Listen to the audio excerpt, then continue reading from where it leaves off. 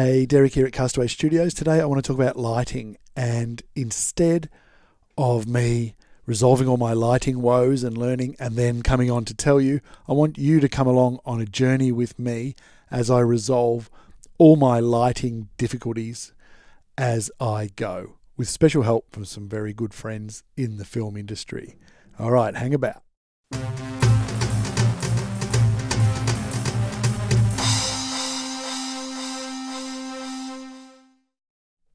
All right, it's reasonably clear that my lighting is not perfect, and I'm going to run you through the things I've discovered on this voyage, accidental voyage into doing videos instead of just podcasts, which is what I do.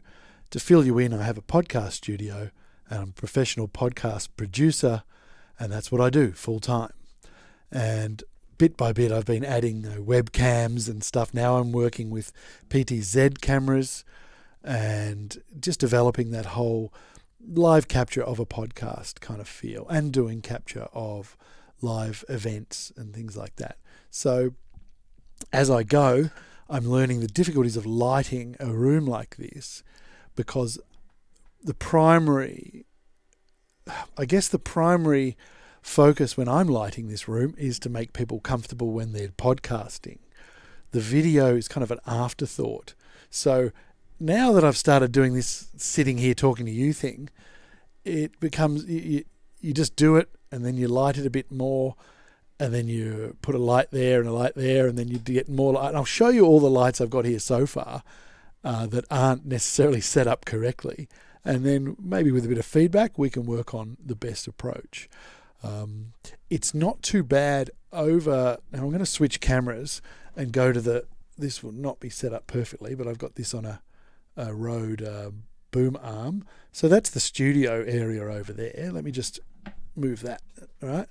So it's not too bad, because up there you'll see it's kind of going to be washed out, but that's the goal. A bunch of sort of video lighting directly above with some sort of cheapy umbrella diffusers. Let me try and get that. You can't really see what's going on, but there's the main source of light, which shines nicely on the four people sitting around the main podcasting area. But when you go over here, then you've got a bit of an overhead source. So then you start thinking, all right, what else can I do? What I have in my hand is this thing I got off Amazon or something like that. Let me tell you what it is. It's an RX-8T. Okay, one of you wonderful YouTubers out there were going on about it, and it was pretty cheap. And there's my boom arm right in the way. It was pretty cheap, and that gives me a handy way to sort of manipulate the lighting. So there's that. I got it kind of okay. Another thing I'll show you is the Ring of Truth up there. So I had a cheap ring light from somewhere, and it was a bit annoying having it on a stand, and it really didn't work for me because of my glasses and the reflection and all that. So now I've got it up there, providing another source from the end. Happy to take advice on the best spot for that thing. I had it around a little bit more, but I found that my current goal is try and resolve my issue with this hat. I love the hat so much, I'm willing to suffer all of these lighting problems. And I might get someone in here has a hat on, so I better know how to deal with it. All right. Another light, which is this one there. Now you'll see it's just an IKEA desk lamp with a piece of paper hanging over it. Right there it is. I've just moved that down to a lower area to attempt to get a situation where I can manipulate, which is kind of nice. I can manipulate it as a desk light, but I can also put a bit of paper over it and try and get some light behind my glasses without shadows. I haven't achieved this perfectly, but happy to take advice once again. My mate Josh Jansen from the Daily Talk Show is kind of guiding me in a way. Well, I'll get him in here soon, and we'll get all these lights and see what's what. But the thing is, right now I'm focused on getting this kind of one-on-one vlogger kind of thing lit, and lit well, but the glasses, they kill me. Without glasses on, it's so easy. You just put some light. The hat's not helping. I reckon I had it just about nailed before I started putting the hat on. But then I had to bring these lights down. That's why they're down here, to try and get some light up under the hat. But there you go. Make some interesting little shadows around this area. So that's it. So there's the cheap lighting, homemade lighting, and very cheap lighting all around me. Hopefully the materials are there to be able to do a decent job. This one, let me go back to this camera. This one here is made for sort of videos. So is that, up to a point, I guess. These up here, these globes inside there are 6 fluorescent, globes that you get from wherever for operating video with the right white balance and all that kind of stuff. And that one up there, those little fill lights around the place, they're just the IKEA, normal domestic IKEA globes. So that's what I've got going on, and I'd like the comment section to be full of ideas on lighting, and I want you guys to come on a journey with me as we go and we get that lighting sorted out. And then the next step will be to try and make this lighting either permanent or easily just switch on and offable, because clearly I don't necessarily want to have the whole lighting rig around me every time I sit down just to crap onto you guys a little bit. One thing Josh mentioned was having a white bench could help, because I've got this overhead lighting doing a great job, but it might reflect up.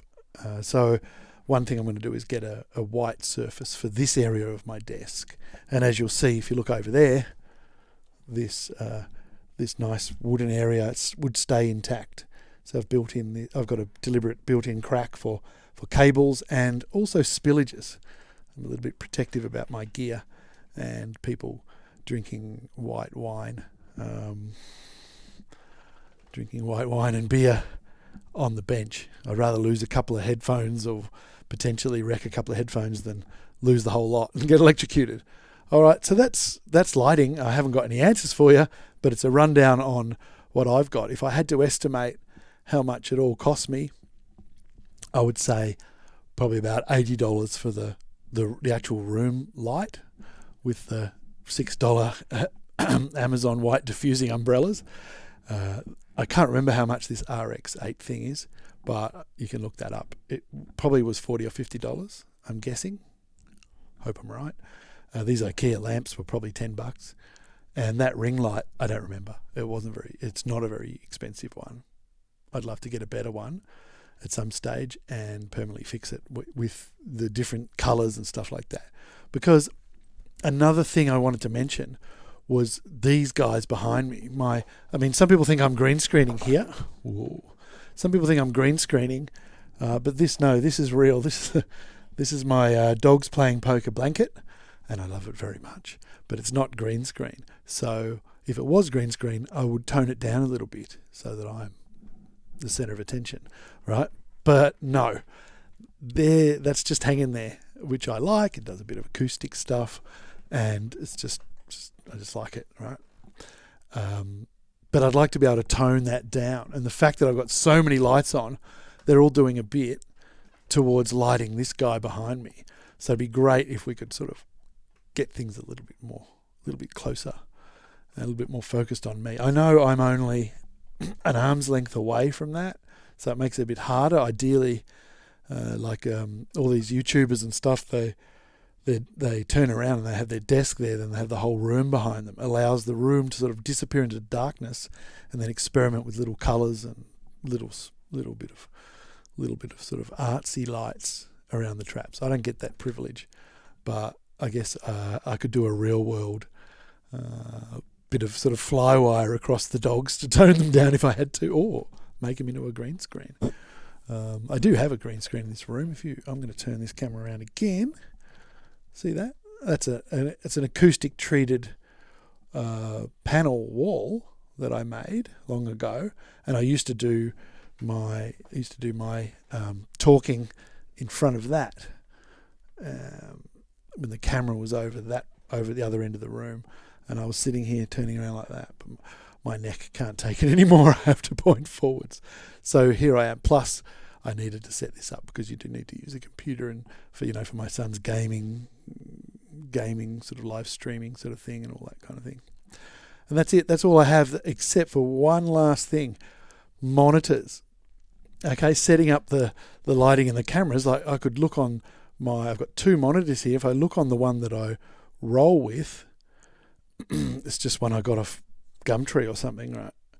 It's much brighter. I should set it up because it's a bit of a danger, because I'll go, oh, I look all washed out. And then when it's on YouTube and I'm at home watching it or on the TV or whatever, then I'm really dark. So watch out that the monitor isn't too bright on the Sperry, because I really don't use that monitor for a great deal except for when I'm using OBS, because I don't want it. So if I put I'm going to roll it over to here. I've got it all set to dark. If I put it in front of me, then you start seeing the reflections. Can you see? So I'm looking at the screen. You start seeing them in my glasses. And it's the glasses that cause all the problems, because as soon as you, let me turn around a bit, you see all the lighting sources. So ideally, if I had a nice light here and I didn't have glasses on, I could turn it down a bit, but it'd be terrific, wouldn't it? But once the glasses go on, then you can see, you can see the light in the corner. So it's diabolical. So there's a bit of experimenting to do, but I just thought I'd invite you to come along this journey with me. All right, so come along, please. Any tips, any advice, any links, drop them in the comments. All right, see ya.